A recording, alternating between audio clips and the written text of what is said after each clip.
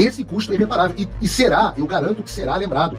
O comando do general Tomás Paiva deverá ser lembrado. Parece que a imprensa ouviu o meu clamor. E, creiam vocês ou não, quem primeiro ouviu foi a Folha de São Paulo, que publicou a seguinte matéria: chefe do Exército pede a Moraes que militares condenados não sejam algemados na hora da prisão. Vejam esse texto. Dificilmente nessa semana vocês vão encontrar algo mais humilhante do que isso. Leio para vocês. O comandante do Exército, Tomás Paiva, pediu ao ministro Alexandre de Moraes, do STF, que os integrantes da corporação condenados pela trama golpista sejam conduzidos por militares e não sejam algemados no momento da prisão. Os dois conversaram na segunda-feira na residência do general do Exército no setor militar urbano de Brasília. O ministro da Defesa, José Múcio, também participou do encontro. Procurado pela reportagem por meio do gabinete de assessoria de imprensa do tribunal sobre os pedidos do comandante do Exército, o ministro não se manifestou. A informação sobre o pedido de Tomás foi publicada inicialmente pelo UOL e confirmada pela Folha. Entre os militares já condenados pela primeira turma do STF, na trama golpista, estão o ex-comandante do Exército e ex-ministro da Defesa, general Paulo Sérgio, e o ex-ministro Augusto Heleno, que comandou o GSI na gestão do ex-presidente Jair Bolsonaro. Para os dois, a eventual prisão deve seguir protocolos similares à detenção do general Braga Neto, com separação de uma sala de Estado-Maior. O local mais provável é o Comando Militar do Planalto, no centro de Brasília. Braga Neto, por sua vez, está preso desde o ano passado em unidade militar no Rio de Janeiro, onde deve permanecer após Moraes determinar o início da execução da pena. Os militares ainda poderão perder o direito da prisão em unidade militar caso tenham cassados os seus postos e patentes pelo STM. Nesse cenário, eles serão considerados indignos do oficialato e perdem os benefícios típicos da carreira. Essa é a reportagem, ou um trecho dela. Eu tenho algumas coisas a comentar sobre isso. A primeira é a mais evidente. Vejam, nós estamos falando aí do Exército de Caxias, que também é o Exército de, pro bem e pro mal, é o Exército de Deodoro, é o Exército que, durante vários momentos do Brasil, foi o garantidor do mínimo de normalidade democrática. Foi responsável por golpes, foi responsável por contragolpes, foi responsável por manter governos, foi responsável sempre pela manutenção do país. Na prática, o Exército foi, durante muito tempo, um poder moderador. Seja como for, sempre foi respeitado. Mas hoje a gente vive um momento onde nós avisamos que aconteceria, que é um momento das maiores humilhações da história do Exército.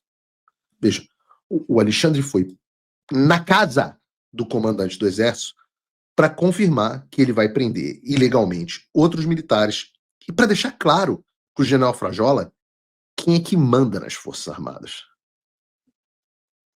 Qual foi a reação do general Frajola?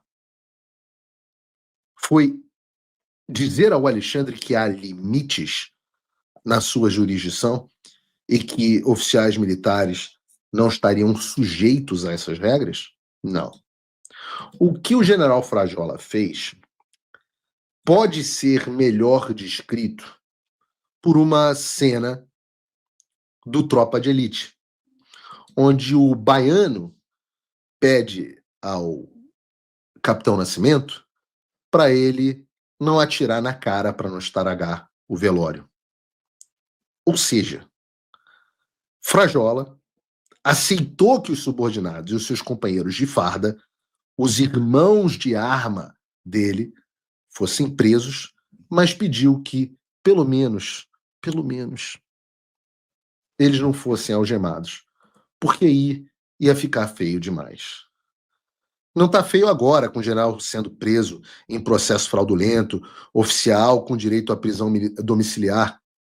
prisão militar, perdão, sendo ameaçado de ser mandado para um presídio comum, com as Forças Armadas completamente desmoralizadas, com um tenente-coronel que não pode prestar depoimento fardado. Não, por favor, não deixem eles usarem a algema. O Alexandre respondeu que é possível, como disse o meu querido amigo Flávio Gordon, desde que o general Frajola deite, role e dê a patinha. E falando desse tópico de prisão, tem algo que precisa ser dito também. Uma outra reportagem, dessa vez da CNN, disse que os generais Helena e Paulo Sérgio devem ficar em prisões militares em Brasília. O general Mário Fernandes, o coronel Câmara e o tenente-coronel Azevedo devem ficar em um batalhão da Polícia do Exército em Brasília. O general Braga Neto deve ficar em prisão militar no Rio de Janeiro. Mas, ao mesmo tempo em que essas pessoas vão para prisão militar ou prisões militares, tem um outro oficial do Exército Brasileiro, um capitão, que está sendo ameaçado de ser mandado para Papuda, para Papudinha. E, segundo a reportagem, são grandes as chances deles serem mandados para lá. A gente está falando, obviamente, do capitão Jair Messias Bolsonaro, claro. E eu pergunto como é que funciona isso, né? Porque a legislação prevê que o cumprimento da pena de prisão ou detenção para os militares só pode ser dado em organização militar da respectiva força. Então, se com todos esses militares o estatuto está sendo seguido, por que não com o capitão Jair Messias Bolsonaro? Eu concordo que não existe ninguém acima da lei, mas também não deve existir ninguém abaixo da lei. É óbvio que eu estou partindo do pressuposto que ainda existe a lei. E não há lei no chão da questão. Mas você, que é militar do alto comando do Exército, que está assistindo tudo isso e está falando assim, não, tudo bem, é uma exceção, eu só peço que você se atente ao precedente que está sendo criado com a anuência do seu comandante, general Frajola. Porque os oficiais do Exército Brasileiro estão todos tendo os seus direitos violados com a anuência do comandante do Exército. Hoje é com Bolsonaro.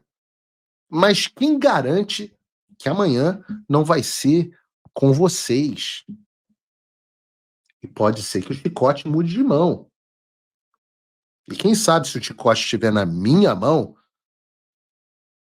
eu não tenho que recorrer ao precedente de que vocês não terão direito à prisão militar. É ruim, né? Quando a gente pensa que o inimigo pode estar com o chicote. Cuidado, porque o chicote invariavelmente vai mudar de mão. É evidente que o correto era o presidente Bolsonaro estar livre. Afinal, ele não cometeu crime nenhum. Mas se a gente está falando de algum tipo de prisão, né, a única opção viável, como ocorreu no caso do Collor, inclusive porque ele roncava muito, seria a prisão domiciliar. Não era nem para estar preso, mas se está, deveria ser, seguindo a lei, seguindo o critério, a jurisprudência do próprio Supremo Tribunal Federal, seria uma prisão domiciliar. Agora, tudo isso é desconsiderado e estão querendo mandar o presidente para o regime fechado. Se fossem fazer isso, teria que ser, de novo, fingindo que é a lei, pelo presídio militar, né? Não pela papuda. Entenda o que eu estou querendo dizer. O envio ou não para a prisão domiciliar é uma questão de jurisprudência, é uma questão de decisão do juiz. Agora, ser enviado ou não para uma prisão militar não é opcional. Não cabe ao juiz decidir isso ou não. Está descrito de forma explícita na lei. É claro Que tudo isso, falar tudo isso, é fingir que no Xandaquistão ainda existe esse negócio de lei e direitos. Se você fingir minimamente que o Brasil tem lei, isso não deveria ser opcional. Então, essas pessoas que assistem isso, como o general Frajola, de forma calada, não tem desculpa.